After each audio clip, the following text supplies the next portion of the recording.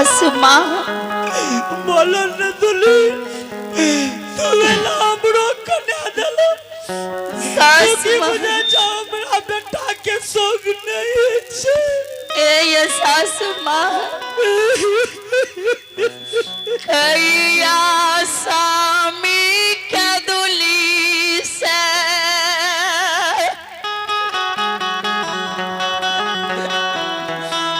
लौट के यही पपी के बियाही के नजदीक यही की करबे बाऊ भगवान हमरा दुख दिल के भरल जवानी में हमरा पुतोह को भगवान दुख दिल के दुल्हीन ए कन्या मैं सब दिन जय दिन से पिया स्वामी खेदली के गेले नहीं कानी बेटा उठो भगवान जे दुख दे छे वह भगवान सुखो दे छे वही दिन से मैं सोलो सिंगार बत्ती सोयवरन माया के यहाँ चर थोड़ में करने लिए दुल्हीन नहीं कानी बेटा उठो जरूर भगवान के घर में देर छे अंधेर नहीं छे ए कन्या नहीं कानी ए बेटा हम तोरा कौन काम से बजेलिया हाँ दुल्हीन हाँ उ जोगी बड़ा जिद करे छे बुझल हाँ चल एक बेर हम तोरा संग संग जाय छिया हाँ बेटा ओकरा तू भिक्षा दे दीह आ लपसनी दे के लपसनी घुर के घर चल जे ठीक छे मैं आँख के बच्चन के मान लो भोग भोग कंटा और घट नीचा काट ले बेटा और नीचा के लगा किए तो मैं गो किए तो हे बेटा जाने छ जितना शहर में रह लोग जब लोग के बेटी पुतो शहर में रहे छे तो एक काम से दोसर गांव भी बड़ निकाहे छे हैं माँ बेटा अहाँ के हम कोनो खराब लागे छी कि नहीं नहीं दुल्हीन हाँ हे देखे छे भिक्षा थाली हम ही लाभ लिए दे ले अच्छा ई ला त हाथ के बेटा तू अवश्य ये अभी भगवान की तरह नहीं ये पे भगवान की तरह में आता है उसो लाल बाबू और पोता है शिवम कुमार पोती है शिवानी कुमारी इन्हीं सरदार को शानदार 101 रुपए पुरस्कार है जय हो मातानी दाता की जय हो दाता की समस्त परिवार की जय हो दुल्हीन माँ थाली काम चल तल में छिपाला ई सब झाँप ले ना एने सुनहा हाँ हम आगू आगू जाय छिए हाँ तू हमर आंचर पकड़ने आब बुझलो हाँ आ धीरे से बुली हो जना लबकी दुल्हीन बुले छे लबकी किया? दुल्हीन मैं लब दकाना ना जब इतने की करते बेदरा किया बेदरा जोका करे छ तू है नहीं बुझलिए मैं रस रस जब तो जल्दी नहीं न पहुंचब कल तेजिए से चल जे देखे मैया हे मन्ना लोग देखत भैर दुआर ससुर भैंसुर केना करे छ तू है न सुनो हमें एगो तोरा गीत सुने ने जाय छियै हाँ बुझल ह हाँ आ तू पीछा से हमर अछरा पकड़ने रह चल जोगी ला हमें खड़ा अबे तू भिक्षा दे दिह तू लब से नीचे जे डरा ठीक है छी मैं चलियो ने जेबा हाँ मास्टर साहब यो सूरज भाईजी दुल्हीन हाँ सासू माँ ध्यान से सुनबे हाँ बनिया ले चलली ना हेरनिया बनिया ले चलली ना बनिया ले चलली ना हेरनिया बनिया ले चलली ना हिरुनु झुनु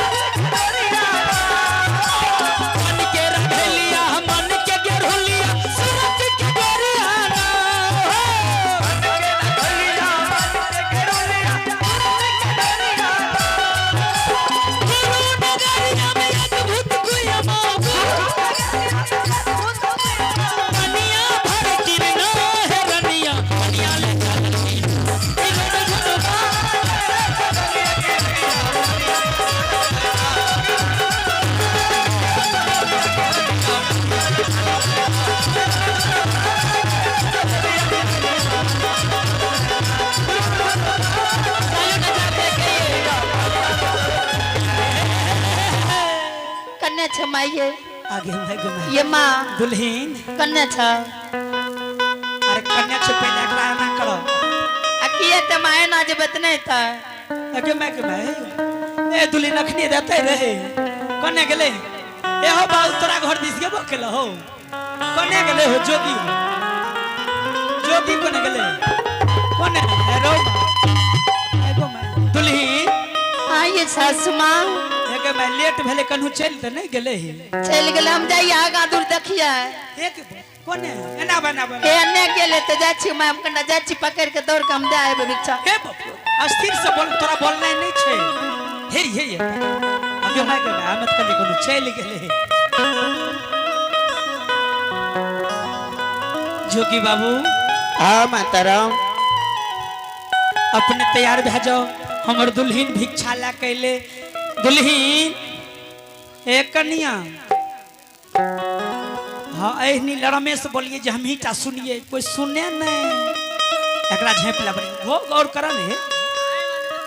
एक मइयो के मइयो है के बाप दुल्हन हे देखे छ यहाँ जोगी छिए लप सनी दिहा लप सनी घुर जइहा हमें तो बगल में खड़ा भेल छिए हला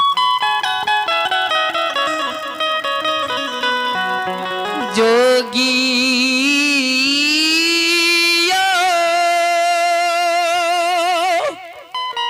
हाँ महारानी मैं नहीं जब ओकरा साथ किया घूर घूर के त आबै छियै जान घर में सुत रहबै यहाँ जोगी बाबा हाँ महारानी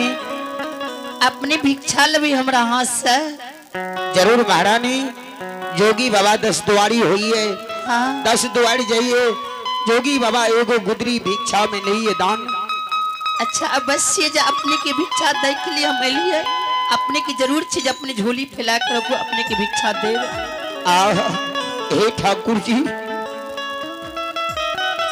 जय बियाही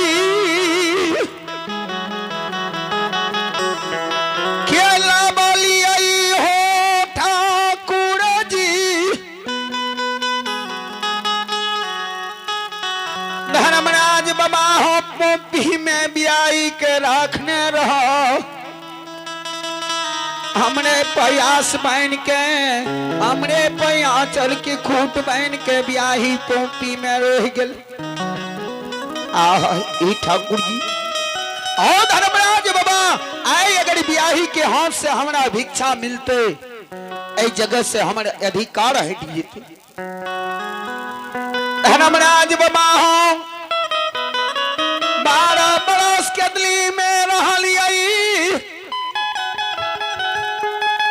तोरा भक्ति में यही शरीर के मिट्टी में मिला दिलिए आरे भागती के लादिया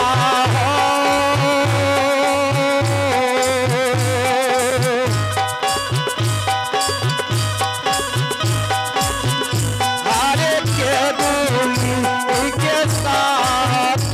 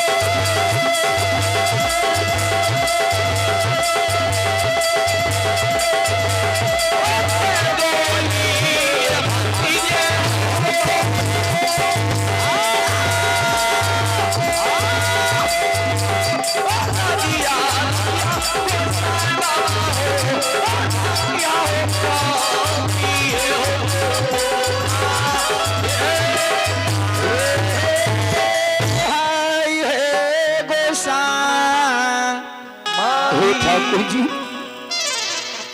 जही ना ब्याही भिक्षा देते हमरा हो धर्मराज बाबा भिक्षा हमरा झोली में नहीं ना चाहिए ब्याही के सत्य रही जेते हमारे सत्य पंक्तियों में रही जीते जोगी बाबा हाँ महारानी अपने झोली फैला के रखने छिए अवश्य महारानी आपने भिक्षा दे के लिए तैयार छी ठीक है ठाकुर जी हो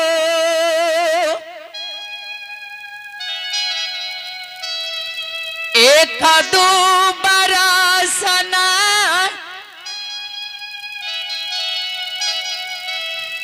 ग्यारह साल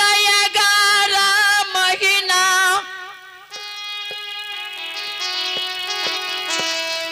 11 साल 11 महीना 29 दिन तक तोहर हम चौपाई निपलिया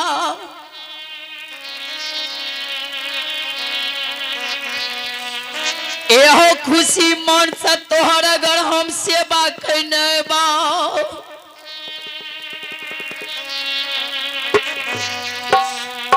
हो ठाकुर जी 11 साल 11 महीना 29 दिन के बाद जोगी फकीर हमरा द्वार अइले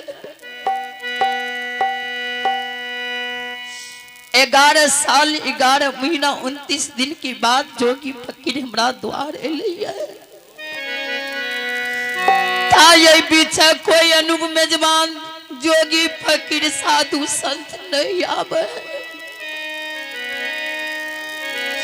और ठाकुर जी अगर खुशी मन से तोहर अचम पोपी नगरी में अगर हम तोहर सेवा के नहीं बा आता साथी के साथ